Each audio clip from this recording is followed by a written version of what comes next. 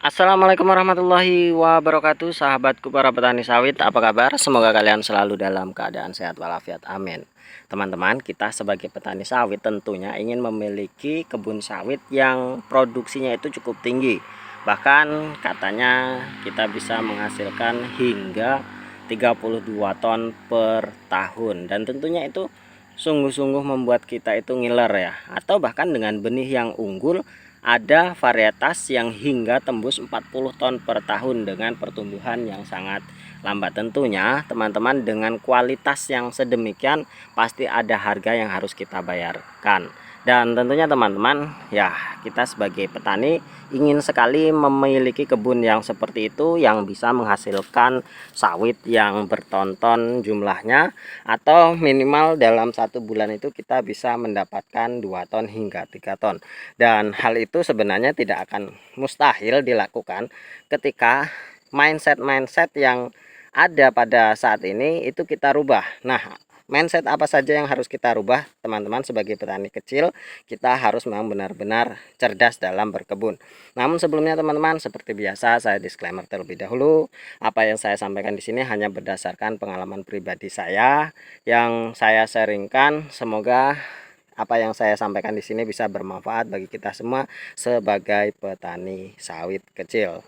Nah, teman-teman, mindset apa sih yang harus kita rubah? Yang pertama, mindset yang mengatakan bahwa sawit itu tidak harus benih bagus, yang penting pupuknya cukup, maka sawit itu akan sangat-sangat bisa tumbuh dan berbuah dengan sangat bagus. Nah, mindset ini yang harus kita rubah teman-teman, karena sebenarnya sawit itu adalah masalah genetik. Berkembang, berbuah atau tidaknya itu adalah masalah genetik. Ketika kita menanam sawit dengan genetik yang buruk, dengan indukan yang buruk, atau bahkan meskipun indukannya bagus, ketika pembuahannya itu buruk, maka akan menghasilkan sawit yang buruk pula.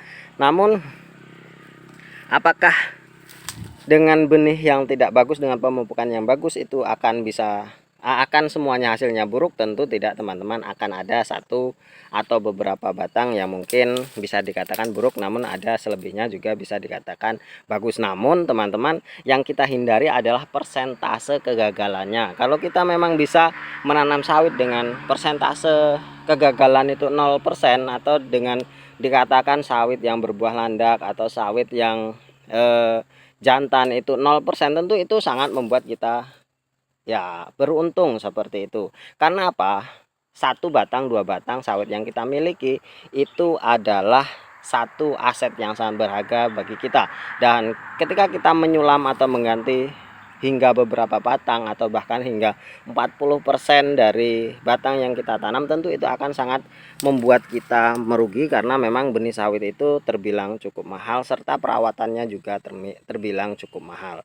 Nah, mindset itulah yang harus kita rubah, yang pertama teman-teman. Yang kedua adalah kita melakukan pemupukan itu hanya setahun sekali, yang penting dipupuk, jangan sampai tidak dipupuk. Nah, hal seperti ini juga harus kita rubah teman-teman. Memang benar, sawit itu yang penting dipupuk, namun dengan rotasi yang benar, dengan dosis yang benar, dengan jenis yang benar. Jangan asal memupuk, atau kita biasakan hanya yang penting memupuk urea saja.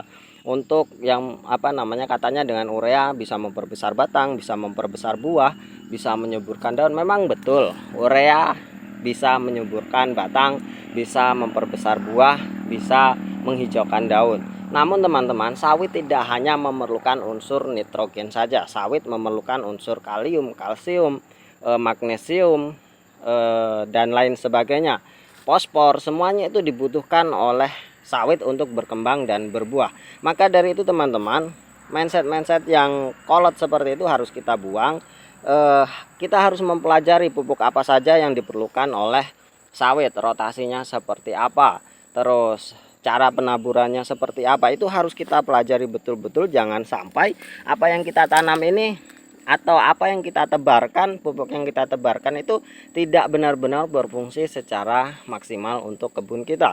Tentunya pupuk adalah salah satu biaya yang cukup besar yang harus kita keluarkan dalam perawatan kebun kelapa sawit. Dan tentunya teman-teman, kita tidak ingin merugi dari hal perawatan seperti itu. Dan mindset seperti itu harus kita buang jauh-jauh. pelajari cara menggunakan pupuk yang efisien, yang memang benar-benar bisa bermanfaat untuk kebun kita. Jangan sampai pupuk yang kita tebarkan itu sia-sia dan tidak berguna untuk kebun kita, dan uang yang sudah kita keluarkan itu tidak bisa dikembalikan dalam waktu singkat ketika kebun kita tidak menghasilkan. Nah, itu mindset yang kedua.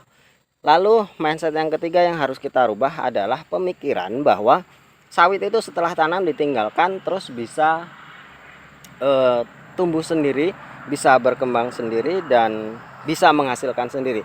Oh, itu tidak, teman-teman. Itu sangat tidak mungkin sekali. Karena sawit ini memang memerlukan perawatan yang maksimal. Karena teman-teman, sawit tanpa perawatan, sawit tanpa pruning, sawit tanpa pupuk, sawit tanpa kastrasi, itu semuanya akan menjadi tanaman palem biasa. Dan tentunya kita menanam sawit ini ingin mendapatkan hasil yang melimpah ruah. Dan tentunya ketika kita melihat sawit kita tumbuh batang besar, buah besar, itu membuat kita sangat bahagia sekali dan berharap bahwa masa depan kita itu sudah sangat cerah. Dan ketika kita melihat sawit kita itu bisa dikatakan bongkor, kalau saya menyebutnya seperti itu, tentu itu membuat kita sedih dengan apa yang sudah kita kerjakan, dengan apa yang sudah kita lakukan. Kita tidak menghasilkan apa-apa, dan tentunya itu sangat-sangat merugikan bagi kita. Jadi mindset seperti itu teman-teman harus kita rubah. Ketika kita berkebun kelapa sawit, usahakan kebun kita itu memang benar-benar dirawat, dibersihkan, dipupuk, dikastrasi hingga sampai waktunya kita berhenti kastrasi, kemudian kita melakukan pruning secara benar, lalu kita memanen secara benar, lalu membuang sanitasi secara benar. Semuanya harus kita lakukan dengan ilmu dan pengetahuan yang benar. Nah, teman-teman, mulai sekarang kita harus benar-benar mengerti betul bagaimana tata cara bertani kelapa sawit. Karena seperti ini, teman-teman, sawit itu menghasilkan itu sekitar umur 6 tahun hingga 7 tahun itu baru kita bisa mengembalikan modal yang kita tanam. Jangan sampai waktu yang sudah ditentukan 6 tahun itu bisa molor hingga 8 tahun hingga 10 tahun baru kita bisa menikmati hasil yang kita tanam. Dan bisa dipastikan juga teman-teman, ketika kita salah melakukan perawatan di awal, maka efeknya itu akan sangat-sangat jauh sekali ya kita rasakan, hingga beberapa tahun ke depan kita akan merasakan hasil dari apa yang kita usahakan. Jadi ketika kita melakukan perawatan di awal itu memang sudah benar, maka hasilnya akan benar. Dan tentunya teman-teman, sekali lagi ada satu pesan bagi saya, kalau kalian ingin menanam sawit, fokuskan untuk menanam sawit, jangan kalian sayang dengan tanaman yang lainnya. Misalnya kalian masih sayang dengan tanaman karet kalian, terus kalian menanam sawit di bawah batang karet kalian, tentunya hal itu akan sangat merugikan. Kalau kalian memang fokus ke sawit ya sawit, kalau memang fokus ke karet ya sawit ya karet, karena karet dengan sawit itu tidak bisa dikombinasikan satu sama lainnya. Oke teman-teman, mungkin hanya ini sharing yang bisa saya sampaikan, semoga bermanfaat. Selamat bekerja, tetap semangat, dan wassalamualaikum warahmatullahi wabarakatuh.